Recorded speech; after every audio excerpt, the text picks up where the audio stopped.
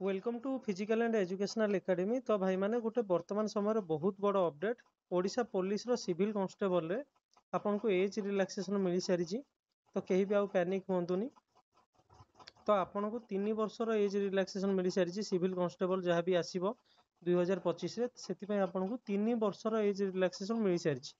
तो आपन को ए सिमिलर देखिए ओआईएसएफ रे भी एज रिलैक्सेशन मिलिबो। तो कहीं भी आउ घबरेबार नहीं, पैनिक होबार नहीं। तो आपको 3 वर्षर एज रिलैक्सेशन सिविल कांस्टेबल मिल सारी।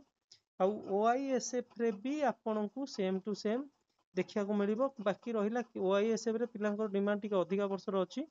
तो देखा बाकी रहा से कौन हम। तो बर्तमान गवर्नमेंट गोटे बुद्धि शिखी। तो से एडवांस पिला मानक एज रिलैक्सेशन देइछि। तो एथुर जानी पारुथबे कोर्ट केस रो प्रभाव केमती भाव में गवर्नमेंट को पड़ी।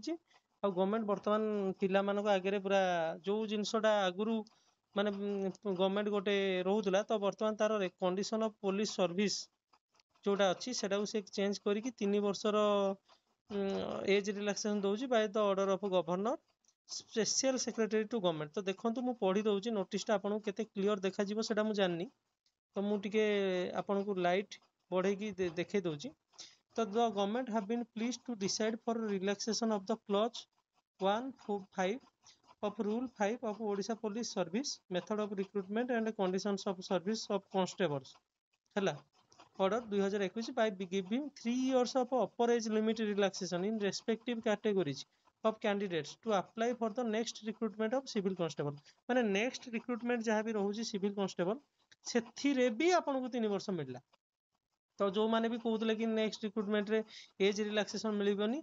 तो सेटा छाड़ू से कहीदे कोर्ट ऑर्डर को देखिकी। तो आगे जाइए कमेंट करेंगे कि कौन कहले। मु किंतु सेठी कही वेट कर कौन हम नोटिफिकेशन आसिले अपडेट दिज्व। तरतरे किसी भी मुझे कहेनी। मु सब पेसेंसली वेट करे आ जी जहाँ कहे ताको उपयुक्त जवाब दिए। जमती किसी लोग कहते ऑर्डर कॉपी माने एडवोकेट को पैसा दिहनी किंतु एसआई केस रे आमे 1,50,000 पाखापाखि एडवोकेट को पेमेंट करा जाइछि। तो सेटा भी आम पाखे स्क्रीनशॉट अच्छी। जदि कहीं सहृदय व्यक्ति देखा चाहिए सेटा भी आम देखईदेबू जो मैंने सब ग्रुप रे कहते। तो बाकी छाड़ू से कथा। तो बर्तमान मुझे गोटे कथा कहूँ चाहे जे Odisha police civil already order copy भी एसआई केस भी पिला देखी देछि। और एग्जाम डेट गोटे टेंटेटिवली भाइराल होची एसआई रो सेप्टेम्बर 13-14 सेटा कौन हम एग्जाम केबे हम सेटा विषय रे आमे टेंटेटिव डेट रे हम ना नहीं सेटा विषय में पछरे वीडियो करी। जदि बा ऑफिशियली किसी आसीनी किंतु टेंटेटिवली गोटे डेट भाइराल होची मु आगुआ भी कहि दउची सेप्टेम्बर 13-14 टा गोटे टेंटेटिव डेट अछि। आ ओडिशा पुलिस कांस्टेबल पई जो पिला माने चाहूले प्रिपरेशन करिया पई बर्तमान प्रिपरेशन को बहुत जोरसोर रे लागि पड़ंतु। कोन पई ना आपनकर एज रिलैक्सेशन आपन को मिल जाइए 3 वर्ष। तो होपफुली समस्ते निज प्रिपरेशन बहुत भल भाव में करेंगे बर्तमान। तो आशा करी समस्त भिडियोटी इनफॉर्मेटिव लगी। तो भिडियो को यथेष्ट मात्रा आपण मैंने शेयर करूँ और चैनल को सब्सक्राइब करूँ।